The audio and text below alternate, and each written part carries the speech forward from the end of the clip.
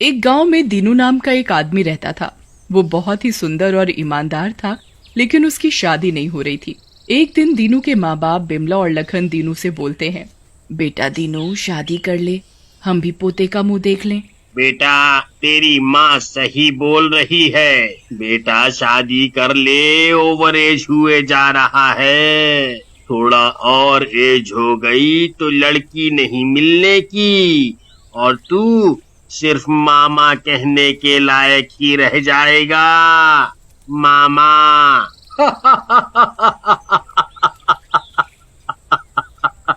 चिंता ना करो मेरी प्यारी माँ, तुम इतनी जल्दी कहीं नहीं जाओगी। एक रात दीनू जंगल से एक घर की ओर आ रहा होता है। तभी एक लड़की मिलती है। दीनू रुक जाता है। अरे, इतनी सुंदर लड़की, वो भी जंगल में। कहीं कोई चुड़ैल वुड़ैल तो नहीं? निकल ले दीनू, कहीं लेने के देने ना पड़ जाए। वैसे भी सुना है इस जंगल में चुड़ैल का साया है। हाँ, निकल ले, निकल ले। ऐसा सोचकर दीनू वहाँ से जाने लगता है, लेकिन तभी लड़की की रोने की आवाज उसके कान में पड़ती है और वो लड़की के पास चला जाता है। ए लड़की, यहाँ जंगल में इतनी रात को क्या कर रही हो? तुम्हारा घर नहीं है क्या?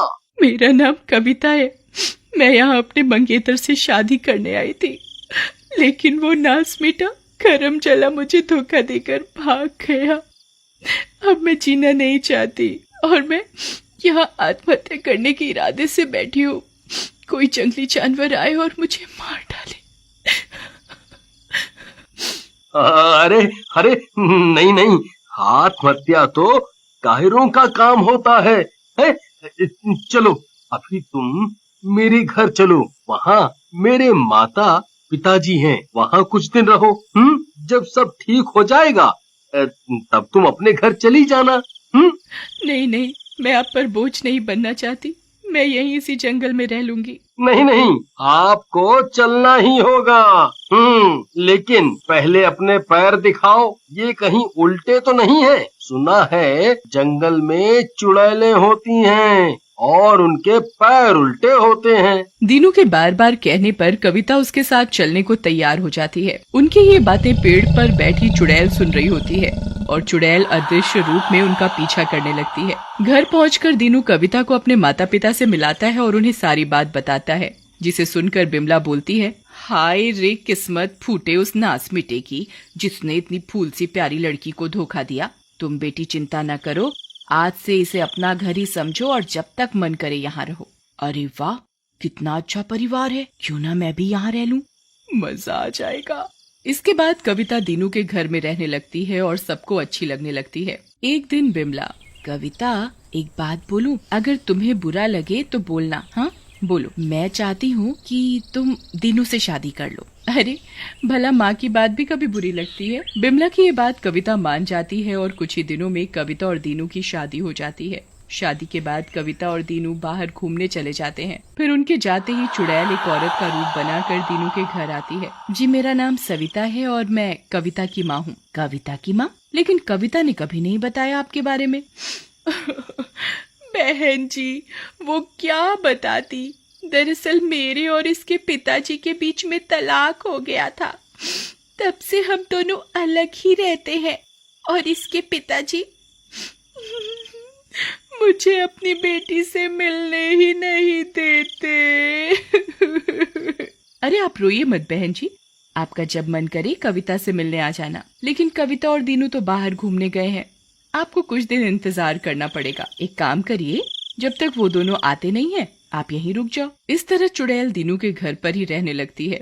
वो दिन भर तो सविता बनकर घर में रहती और रात को चुड़ैल बनकर गांव भर में घूमती।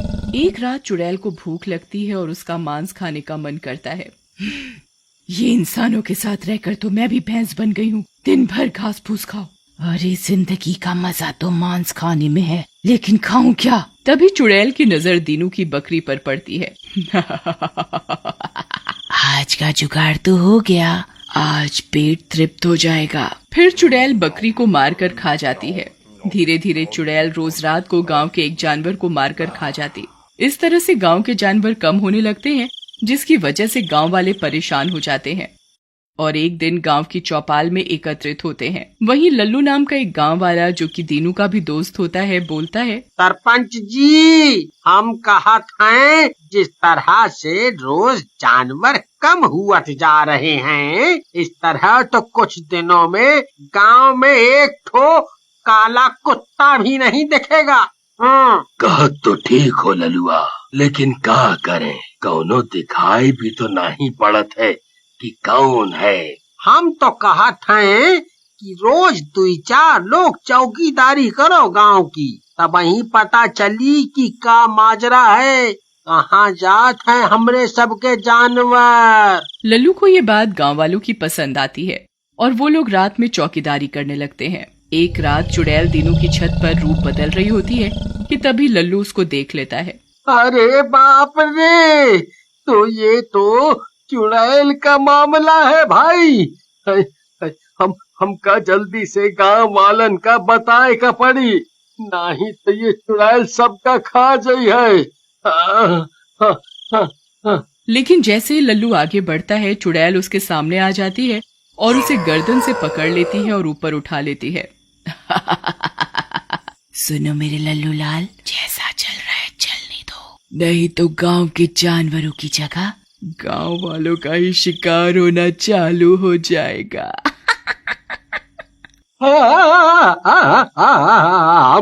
हमका छोड़ दो, हमका छोड़ दो, हम किसी से कुछ नहीं कहूँगा, कुछ नहीं कहूँगा, छोड़ दो। इसके बाद चुड़ैल लल्लू को छोड़ देती है और लल्लू डर के मारे किसी से कुछ नहीं कहता। उधर दीनू और कविता भी घूमकर घर वापस आ जाते हैं और बिमला कविता को उसकी माँ के बारे में बताती है। माँ, वो भी मेरी? क्या बात कर रही हो माँ? उनको तो मरे हुए सालों हो गए हैं, ये कौन है? कविता की ये बात सुनकर सारे घर वाले डर जाते हैं।